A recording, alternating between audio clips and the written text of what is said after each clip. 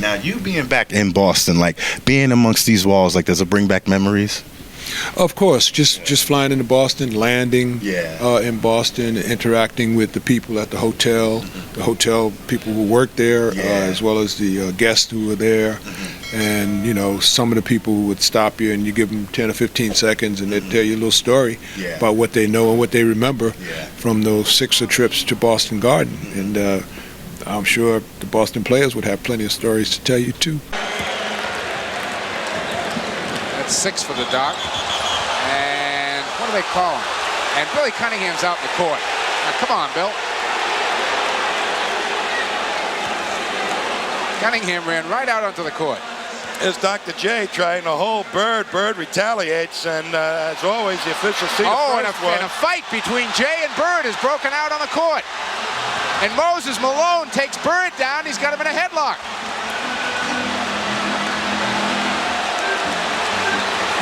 Casey Jones pulls Malone off the pack. And now ML Carr and Malone do a little pushing. Malone throws a shot at him. Now Cunningham and Carr go at it. And Larry Bird still wants a piece of Jay. My goodness. And this all with one referee. That's tough, baby. This is a heated ball game, and it's in stages of a blowout. The tempers are bound to flare in an important ball game like this, and Bird still wants a piece of Jay.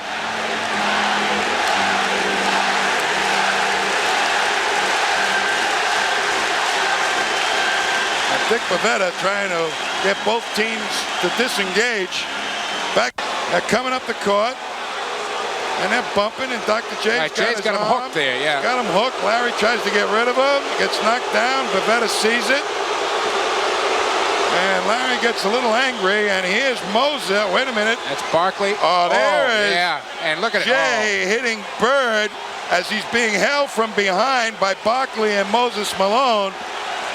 Nice going, guys. Yeah, nice shots, guys. I want to believe Jay has a lot more class than that, but that was pretty bush what you just saw.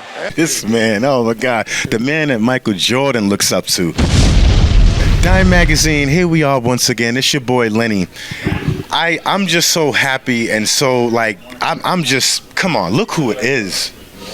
Look who it is. I mean, it don't get no better than that. It don't. This is the number one, the man who's responsible for bringing the NBA and the ABA together. The man that's responsible, the Hall of Famer. Oh, come on. The Honorable Julius Erving. Thank you so much. Thank you so much. I definitely want to, I know you're pressed for time, but I definitely wanted to, just ask you, you helping to bring both organizations together. How was that for you? Well, my role was as a player, as part of the talent. So on the management side and the business side and, lawyers, accountants, all that kind of stuff, I really wasn't involved in that.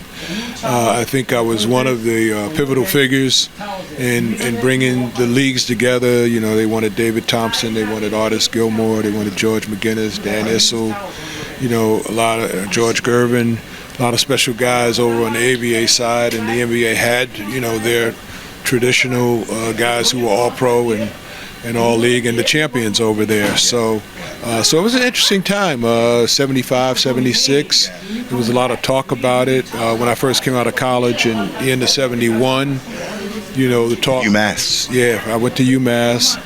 And the agent who got involved with me when I left college said the merger would happen in 2 years. Yeah. It didn't. It took 5 years. So 5 is a lot longer than 2, and when you're in your 20s, 5 years is a long time. Right.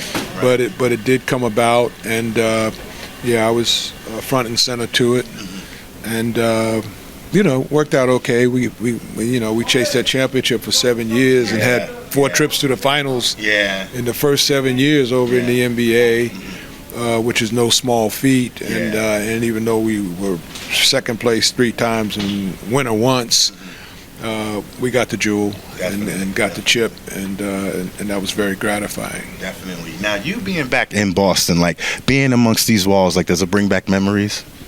Of course, just flying into Boston, landing in Boston, interacting with the people at the hotel people who work there, as well as the guests who were there. And, you know, some of the people would stop you and you give them 10 or 15 seconds and they'd tell you a little story about what they know and what they remember from those 6 trips to Boston Garden. And I'm sure the Boston players would have plenty of stories to tell you, too. Definitely. This man, oh, my God. The man that Michael Jordan looks up to. Come on. This is legendary. You know, my next question is going into the Big Three. You know, we all understand, you know, what's going on with Ice Cube and, you know, the NBA and, you know, that whole situation that's out. You know, what helps you to stay focused and loyal to such a man with a brand like this? Well, for me, Cube asked personally would I get involved. Clyde Drexler asked personally would I get involved when he was coaching, actually. So it was on the, respect for those two guys that I got involved. And now I'm still involved. And I think that, my involvement, it does have a timeline on it. But who knows what the timeline is? Let's just have fun with it. Let's keep building it, making things happen, creating opportunities for the young players who have played in the NBA and the ones who haven't played in the NBA who get a chance to distinguish themselves over here. Definitely. So now, my last question to you, I want to take this to 50 years of hip-hop. Okay. You know, what does that mean to you? Anything that can be around for 50 years should be respected. You know, I'm not really a hip-hop guy. I'm a rhythm and blues, soul guy. And so that's what I listen to. But I respect the artists, you know, with Snoop Dogg being out there and Ice Cube and, you know, so many others who have really just changed the landscape by their style of music. And the following is phenomenal. I mean, you can't go anywhere without, you know, hearing some music that could be termed hip-hop music. And the 50th anniversary, hats off. You know, the big celebration at Yankee Stadium is going to be huge. And that's right around the corner. I don't know. I might even go. My wife might talk me into going. Who knows? We'll see what happens. If I get a personal invite from Cube, maybe I'll be there. Yeah, definitely. maybe.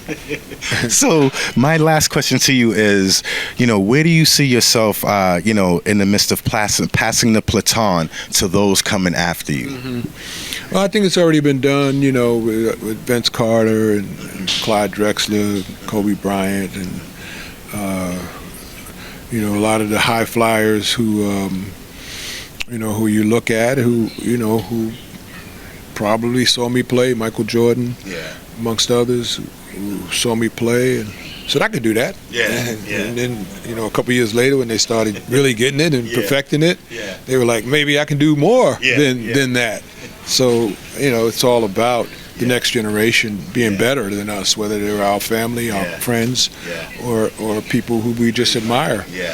So I'm inspired by what I've seen in basketball after my days, because I've been out for a long time, and what I continue to see. I mean, the three-point shooting now is ridiculous, and Steph Curry leads the charge in that department. So the game has evolved, and it will continue to evolve. And that's kind of fun. Evolve the game too. That's a great challenge for the sport. I took it. When you jump from the foul line more than 5 times. Not about the jumping, it's about the landing. I hear you. If you land good, man, they really remember you if you land good. Right. If you land bad, they remember that too, for a wrong reason. Man, I got to say, once again, it's an honor. It is an honor to be amongst someone who just elevated success. Not even just as a person, but a black man.